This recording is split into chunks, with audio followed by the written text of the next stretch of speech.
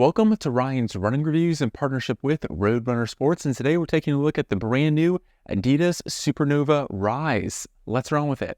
Before we get started, I do want to say that these shoes were provided to me by Roadrunner Sports. However, no one had a chance to preview this video, and the style synopsis is my own. I'd also like to say, please leave a like on the video and consider subscribing. Here we go. The Adidas Supernova Rise is a max cushion neutral daily trainer that, in my opinion, I think works for those everyday runs and can pick up the pace as well if you need it for that.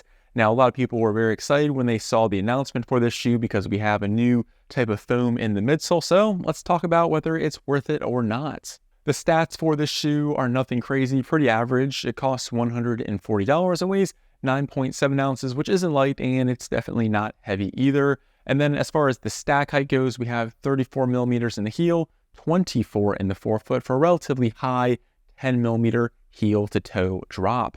The upper is an engineered mesh, which I did find to be quite breathable, and the fit is true to size. The tongue has tons of padding to it. It's very plush and is non-gusseted. However, this was an issue for me as the edges or the sides of the tongue were quite rough. There's this kind of line of stitching down the sides of the tongue as well that created some discomfort. I really couldn't get it situated flat over the top of my foot, and as time went on with the shoe, it just became a slight irritation point, kind of ruined the upper experience because as you move towards the back of the shoe, you have tons of padding back here. It's quite comfortable, and the heel counter is quite rigid as well, which provides a good lockdown. I was really happy with the overall experience of the upper with the exception of the sides of the tongue. Hopefully they either gusset the tongue or smooth it out in future iterations because it did kind of hamper my overall experience with the upper, which I thought was quite decent. Again, just with the exception of the tongue itself being not gusseted. And now for the midsole, which really got a lot of people excited because Adidas is now using a PEBA-based foam, which they're calling Dream Strike Plus.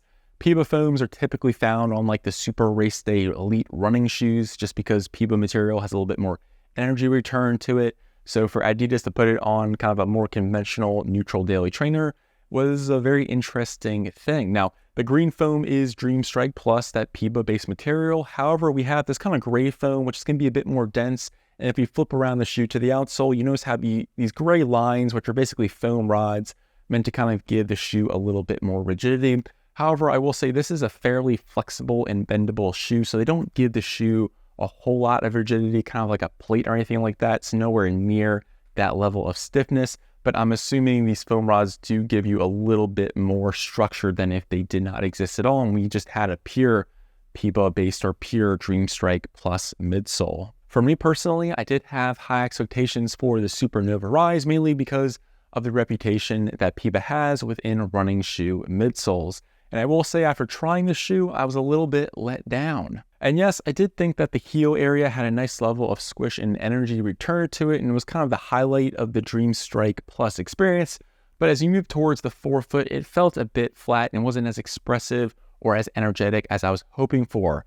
Now this may be for a couple different reasons. First, we have a 10 millimeter heel to toe drop. That's a substantial difference between the forefoot and the heel. And then the second thing is you have those gray dense foam rods that run through the outsole with a substantial amount of rubber coverage, which I do think restrict the PEBA or Dream Strike Plus foam a little bit. But otherwise, I didn't feel like the forefoot had a whole lot of energy return to it.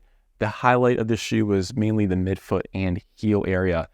I will say most running shoes nowadays are getting thicker, softer, and bouncier, so we can kind of pair it back to something with only about 24 millimeters of stack height. It feels quite moderate, just not as fun. So if you're someone who likes a more moderately cushioned running shoe with a relatively high 10 millimeter drop, I think this may work quite well for you, but don't expect anything super energetic out of the midsole when you get towards the front.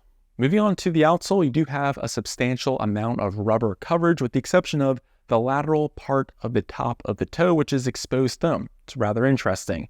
You do have quite a bit of a bevel towards the heel area, and it is not Continental tire rubber, which I'm quite surprised by. According to Adidas, it's AdiWear outsole rubber. So not sure that makes a whole lot of difference. I was quite happy with the traction, but I really would kind of stick to conventional surfaces like asphalt, concrete, or brick. So overall, at least in my opinion, I was hoping for a bit more out of the Supernova Rise. It feels like a very decent, classic, traditional neutral daily trainer, and maybe a slightly elevated version of your typical average running shoe with the Dream Strike Plus foam, giving you a moderate amount of energy turn and squish towards the back, and at least again for me, falling a bit flat as you get towards the forefoot. Yes, you have those kind of foam gray rods that stiffen up the shoe a little bit, but otherwise I will say this is a fairly flexible and bendable trainer. At 9.7 ounces, it's about middle of the road. It's not super light and it's not heavy, and at $140, that's pretty reasonable.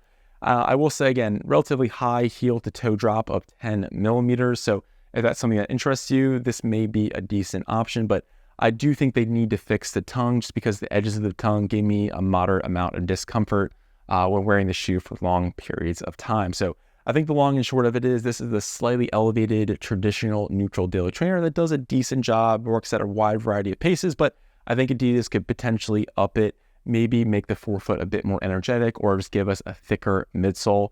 I know running shoes are kind of getting thicker with every iteration, and that may be my personal bias, but that's something I'd be kind of curious to see with this particular model.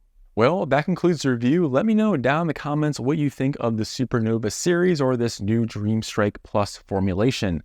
I would love to hear from you. Well, I'm Ryan from Ryan's Running Reviews, and I'll catch you guys on the next one. Thanks.